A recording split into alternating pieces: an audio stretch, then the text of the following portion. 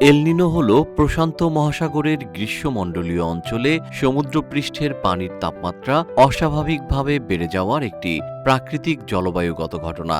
এটি সাধারণত প্রতি ২ থেকে ৭ বছর পর পর ঘটে এবং বিশ্বজুড়ে আবহাওয়ার বড় ধরনের পরিবর্তন আনে।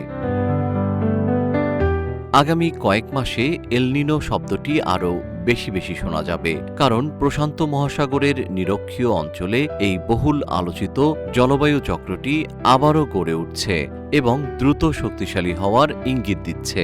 বিজ্ঞানীরা বলছেন, যদি পূর্বাভাস ঠিক থাকে তবে এটি বিশ্বজুড়ে আবহাওয়ার মানচিত্র বদলে দিতে পারে। কোথাও হতে পারে ভয়াবহ বন্যা, কোথাও খরা ও দাবানল, একসঙ্গে বাড়তে পারে বৈশ্বিক উষ্ণায়নের গতিও।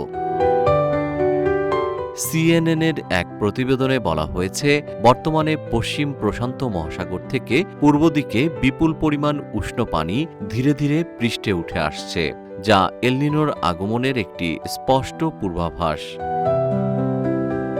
বিশ্বব্যাপী এল নিনোর প্রভাব ব্যাপক। শীতকালে এটি যুক্তরাষ্ট্রের ক্যালিফোর্নিয়া এবং দক্ষিণাঞ্চলে ঝড় ও ভারী বৃষ্টিপাত বাড়াতে পারে, ফলে বন্যার ঝুঁকি বাড়ে। তবে এটি আটলান্টিক মহাসাগরে ঘূর্ণিঝড়ের শক্তি কিছুটা কমিয়ে দিতে পারে, কারণ উচ্চস্তরের বায়ুপ্রবাহ ঘূর্ণিঝড়কে দুর্বল করে দেয়। এদিকে এল নিনোর প্রভাবে অস্ট্রেলিয়া, দক্ষিণ আমেরিকার কিছু অংশ, আফ্রিকা ও ভারতে খরা এবং তাপপ্রবাহের সম্ভাবনা বাড়ে। আবার দক্ষিণ আমেরিকার দক্ষিণ পূর্বাংশ, আফ্রিকার হর্ন অঞ্চল, ইরান, আফগানিস্তান সহ দক্ষিণ মধ্য এশিয়ায় অতিবৃষ্টি ও বন্যা দেখা দিতে পারে। এল নিনো বৈশ্বিক উষ্ণায়নেও বড় ভূমিকা রাখে।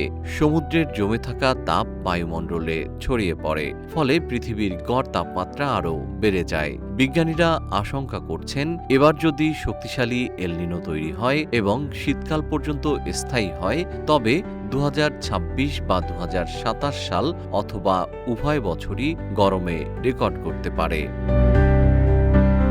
সম্ভাব্য সুপার এল নিনোর প্রভাব পড়বে বাংলাদেশেও। দেশের আবহাওয়ায় বড় পরিবর্তন দেখা যেতে পারে। সাধারণত এল নিনোর সময় দক্ষিণ এশিয়ায় বৃষ্টিপাতের ধরন অনিশ্চিত হয়ে পড়ে।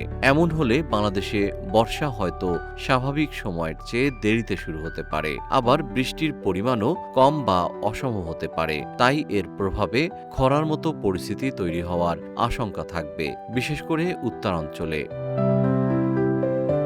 এল নিনো বৈশ্বিক উষ্ণতা বাড়ায়, ফলে বাংলাদেশে গরম আরও তীব্র হতে পারে। দীর্ঘস্থায়ী তাপপ্রবাহ দেখা দিতে পারে, যা জনস্বাস্থ্যের জন্য ঝুঁকিপূর্ণ। এছাড়া কৃষিতে নেতিবাচক প্রভাব পড়ার আশঙ্কা খুব বেশি। জি এম শিহাব, রূপালী বাংলাদেশ।